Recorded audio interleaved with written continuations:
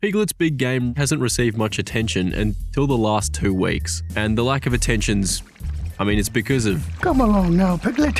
Follow me. It's because of this.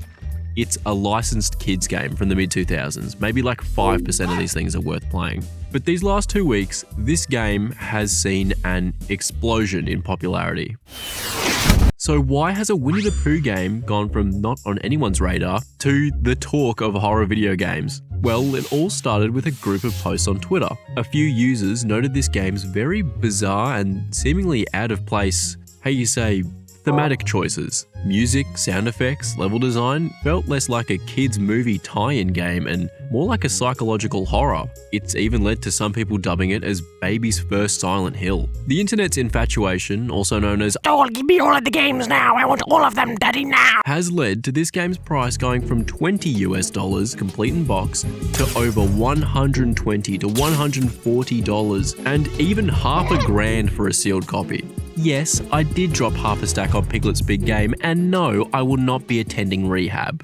So what exactly has led society to this point? Well, in March of 2003, Disney released Piglet's big movie, and apart from the graphic violence, was received pretty well. The movie follows Piglet, who some theorize is named after the animal, as his friends excluded him from their plans because of his small size. Piglet goes off, the gang tries to find him, eventually Pooh gets stuck in something, Piglet saves him, and then they throw a party and create a shrine to honor Piglet. The game, it shares none of that. It doesn't have any of that in it. Piglet's big game released a month before the movie in February and sees Piglet travel into the minds of his friends who are suffering from nightmares. The cause of them being these huffalumps and woozles. You fight them in these little DDR mini games that become boring after about the second one. Look, the game is a typical licensed kids game affair. It's not bad by any means, but it is very not the best. So what is with the 900% headshot multiplier increase in price? Well, in the game's third world, it starts to take a bit of an unsettling turn. This time, traveling inside the mind of the owl character, whose name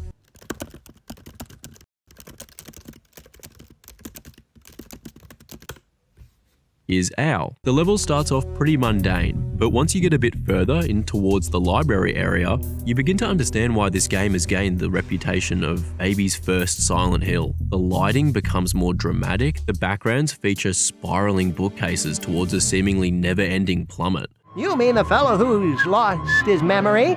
His house is... Who the fuck thought this was a good idea? But most of all, the music. It features a droning, ominous sound, which bears a striking resemblance to Silent Hill 2. Take this track, creatively titled Foreboding 1, and compare it to this one from Silent Hill.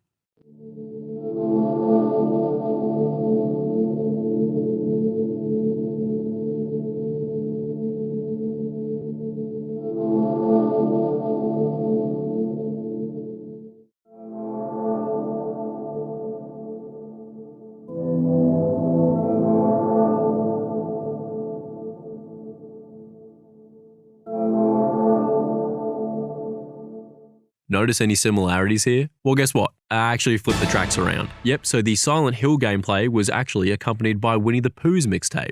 The reason they sound so similar is that they share the same samples that can even be found in the Resident Evil series. But what's got everyone talking is the next stage. Eeyore's stage is where a lot of people online are finding this game takes a more unsettling turn. Eeyore is a depressed donkey.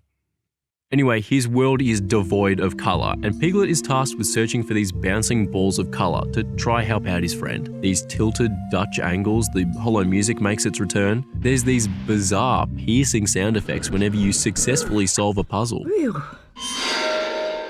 It's really something else, especially in comparison to the rest of the game. This stage does feel out of place, especially in these segments like in the kitchen where the only light is that produced by the candles. Look, you may be asking yourself, why does this kids game share so much in common with the atmosphere of Resident Evil and other popular horror franchises? Well, a developer for Doki Denki, the people that made the game, recently posted on Twitter in light of the game's online discourse. As outlined, the game's general intention was a horror comedy, with less intent on scaring children, but more making them feel uneasy. This subtle approach works well, but it's different to the before-mentioned horror games. And look, this isn't anything new, but let's look at Dead Space for example. The game's opening isn't inherently scary, but it does have the player on edge. No, not that type of edge. These mechanical sounds, the empty environment, the low lighting, it all works to make the player uncomfortable. Or better yet, a game like Poppy's Playtime. It uses a childlike world but does stuff like minimal lighting to create a sense of unease. The difference is in these games, it's actually scary because it's building towards the scares. Press the button, please. Ooh. Oops. Hold on. There it is. All right. Piglet's big game lives in this unsettling area, which for a kid would definitely be uncomfortable, but with a wealth of horror games available now, it's nothing too special. So, is this game worth the $200 price tag? Does a Pooh Bear shit in the woods? Judging by its name, I'd actually probably yes, but that's not how I wanted to use the analogy. Is little pink Piglet running around with fixed camera angles and dramatic lighting funny?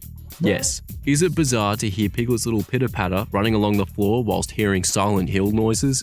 Yes. But it's nothing deeper than that. There's no underlying creepiness or a hidden story like Doki Doki Literature Club, and the repetitive gameplay is not worth the $200 price tag. It's a mundane kids game that the internet picked to spotlight because of some similarities to horror titles. So don't spend $200 on this game, you're not really missing out. Pick up 3 horror games for the same price, or 3 copies of the same game. I'm not your dad, I'm not going to tell you what to do. Apart from like the video. Oh please like the video, please, I'm begging you, please like this video.